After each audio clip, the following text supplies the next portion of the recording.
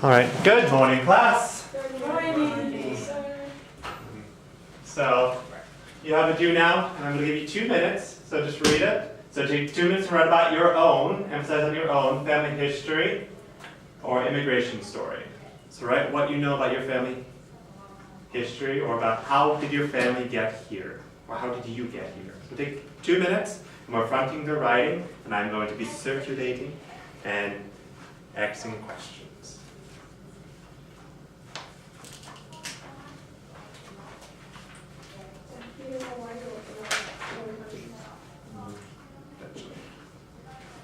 I'm also posting the outfits.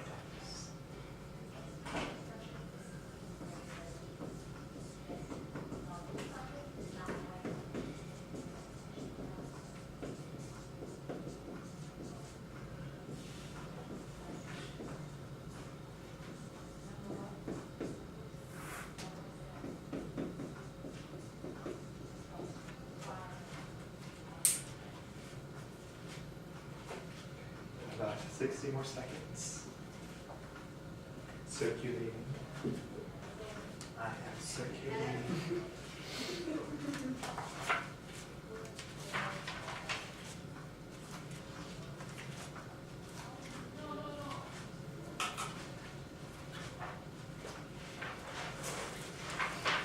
This, just for your record, is also a targeted question, where they said your response.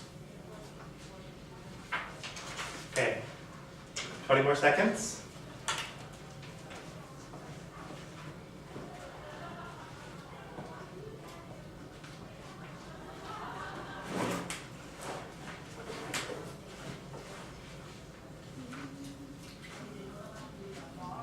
Okay, 5, 4, 3, 2, 1. Nate, you ready? Excellent. So I want 2 of you to share what you wrote with the class. I want Nate to share and John to share. Okay.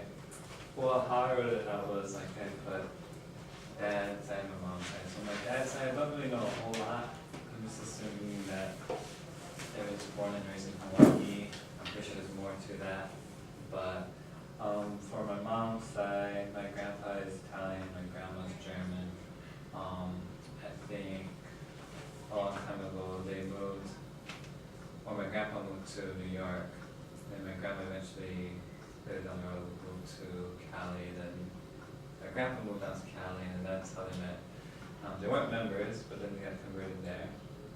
And then my parents met at BYUH, and then that's all I know. Wonderful. Before we move on to it, I want you to take notice that even though he knows a lot, there are things he doesn't know, especially about his mother's side of the family. It's important in history, because this is a history class, right? So in history, there are things we know, and there's things we definitely don't know. About general things in history, but also about our own personal history. So John, please share what you wrote down. I know I'm German, half German. My dad's full-blooded. His family many years ago, and I don't know when, came over from Germany. But my mom's English and stuff like that, and I don't know much about her history. I just know where they're from and where they met. And yeah, I was born in Florida. You're going back. So Sai, taking what Nate said and John said, what did you notice? What was similar between the two accounts? What was different? What did you notice? About the family history? Yes. They really know the general stuff. What do you mean by the general stuff? They know like places, they don't know details. Okay, good. So, immigration, family history, sometimes we just know the basics. They came from Germany, but when? Dates. Where in Germany? Where did they first move to? How did they eventually end up in Florida? And this also begs the question, how did you, all of you, including me, end up here in Hawaii? Because we're part of our own family history. We're part of our own family kind of immigration story. Hello? Yeah, so today, just really briefly, as you can see on the board as I posted it, we're going to be looking at immigration. What is immigration? We're going to be looking at some of the critical and non-critical components of immigration. We're going to look about why people move around, why people immigrate, some of the push and pull factors. We're going to look at some examples and non-examples, and then I'm going to show you some pictures and see if you're able to identify what constitutes immigration and what is not immigration based on some pictures and things that we talked about. So I want you to take another 30 seconds, and on your pieces of paper, so we're still fronting the writing, I want you to write down a one-sentence definition of what you feel is immigration. What is immigration?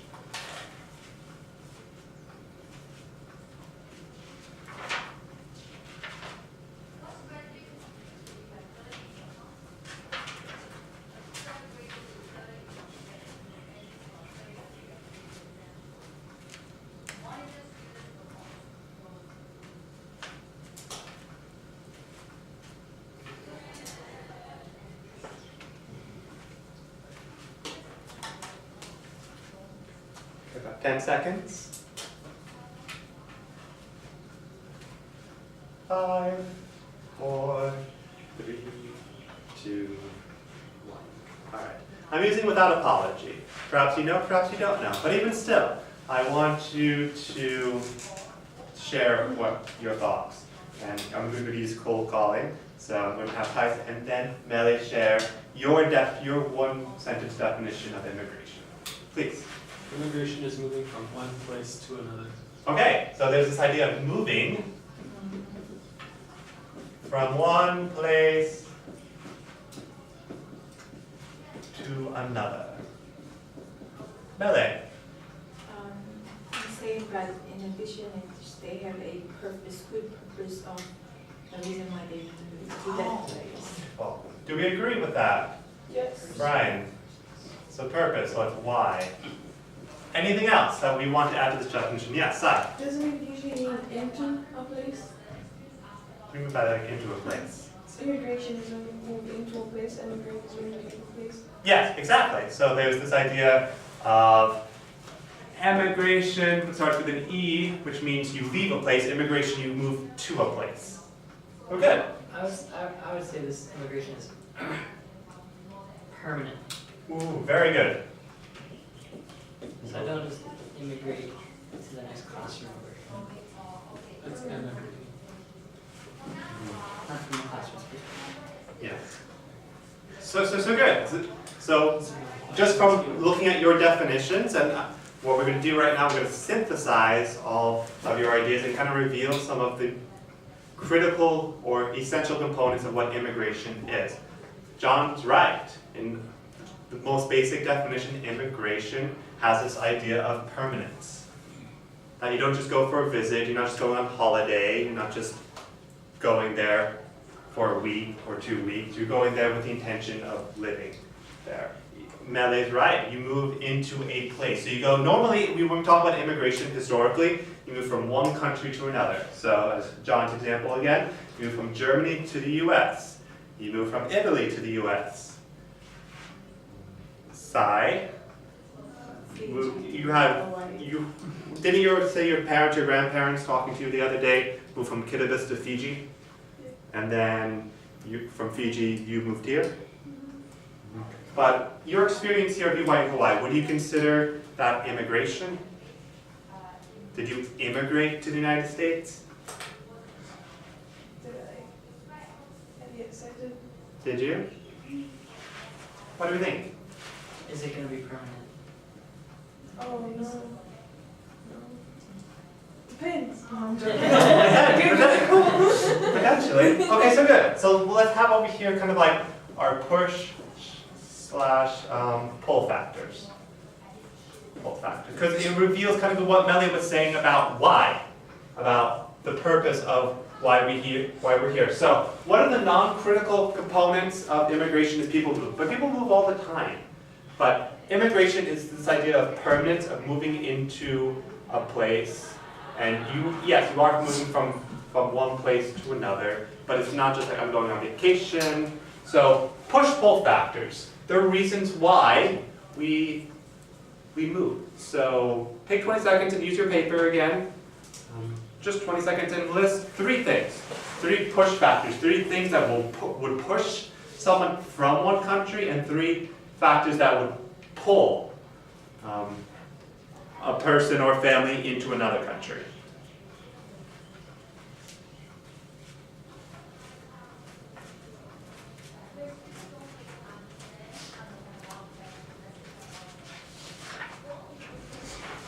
And it's okay to make mistakes.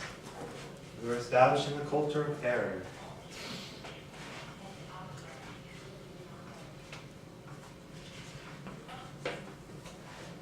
Ten more seconds. And we're all about everyone participating. This is a no opt-out. We don't believe in I don't know. We're going to figure out why we don't know. Because we're here to learn. Okay, so let's start with Brian and Cy this time. Name me 1 push factor, 1 pull factor about why people immigrate. Economics. Okay, so economics. Money. Not money, that's a number type. I'm so excited about John's lesson. Couldn't get it out of my mind. And what about, let's see, like a push factor? What would kind of induce someone to move from there? War. Brian, you have lots of kind of experience with that, being in the Army, having what, a son in the Air Force, big factor. Side. What would you say? Or like push factor, pull factor? Pull is unemployment. Okay, so once again, similar to economics, but a bit different.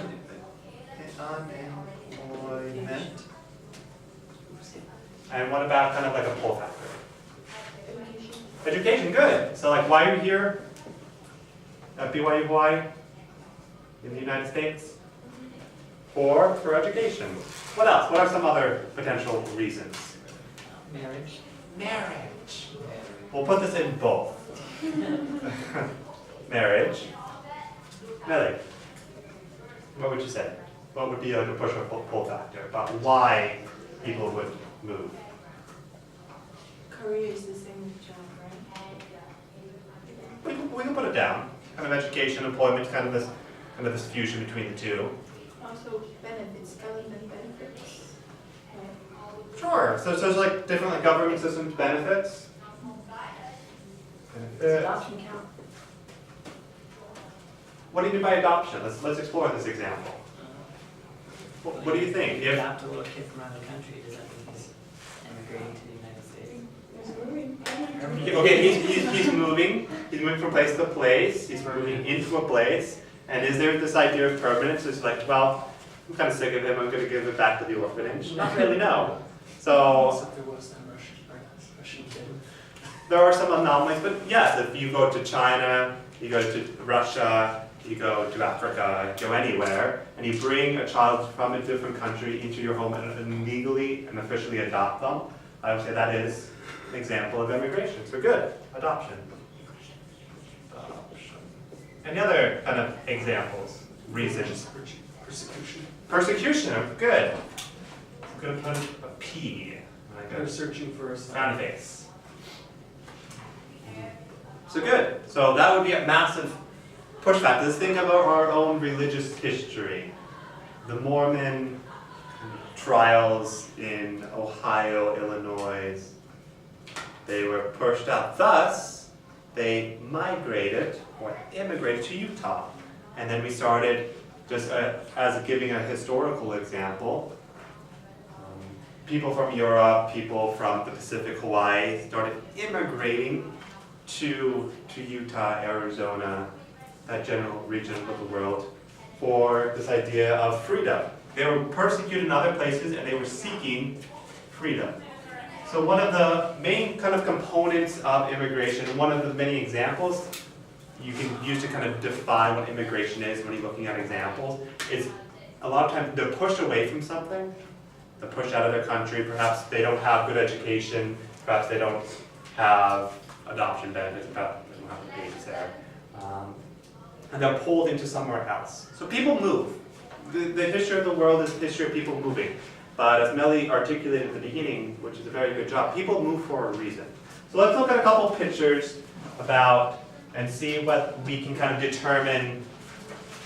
Just going to erase this. I'm sure all of you wrote all of this down, so you have it for posterity's sake. So we're going to look at this, and this will kind of show me and also show you whether we've kind of mastered this idea of this. So think Latter-day Saints. Would this be an example of immigration, yes or no? Yep. Yes. Good. So this is the Mormon trek west. They were with no intention of returning. They were going to settle and create a permanent civilization. So going back to this idea of moving and permanence. Vacation. Vacation, okay. So is a vacation an example of immigration? No. No. This is, you notice, is the Ulani Disney Resort down. No. No. What is this picture of? A girl in a European city. Okay, good. So this is actually something I got off a brochure for study abroad. Think, well, I'm moving around, going from country to country, but there's not this idea of permanence. There's not this idea, I'm going to settle down, get a job, learn this language, and be here till the rest of my life. So good. What about this one? It's a simple Statues from you. Yeah. Well, I mean, that's where people have to sign in. Good. So the Statue of Liberty is right next door to Ellis Island. The statue itself immigrated because it was originally made, well, forged in In France. France. Exactly, very good. So the statue itself and everything that it represents from an American perspective, most of my ancestors who came over at the turn of the 20th century came through Ellis Island in New York City. So think about another minute or two. The Olympics. No, it's not. No. Why isn't it? Because it's just a world gathering together to celebrate the love of sports. Good. So even though it's in Brazil, lots of people go there and they're moving around, and maybe they might learn a bit of Portuguese and Brazilian culture, it's not immigration. What about this?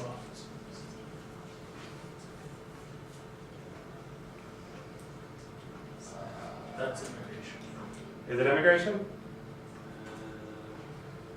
It brings up this point that we didn't really address, but law. There are laws governing immigration. However, whether it's legal or illegal, it is a form of immigration. We even call it illegal immigration, denoting that it is immigration even if it perhaps violates some of the laws of the country. Just two more examples, I believe. Our unit that we're covering is sugar here in Hawaii, and these are sugar plantation workers. These are from Japan. They're staying, so They're staying, exactly, staying here to work, to create a family. Some of them did go home, some of them did go to California, but the vast majority stayed here, and are still here. it's just sad. It is sad. This is a picture of the Syrian refugees. Go back to Brian's example of war. They were pushed from their country, and they're in some really tough binds right now, and they are struggling to officially immigrate into safe places in Europe and around the world. And I believe one more picture.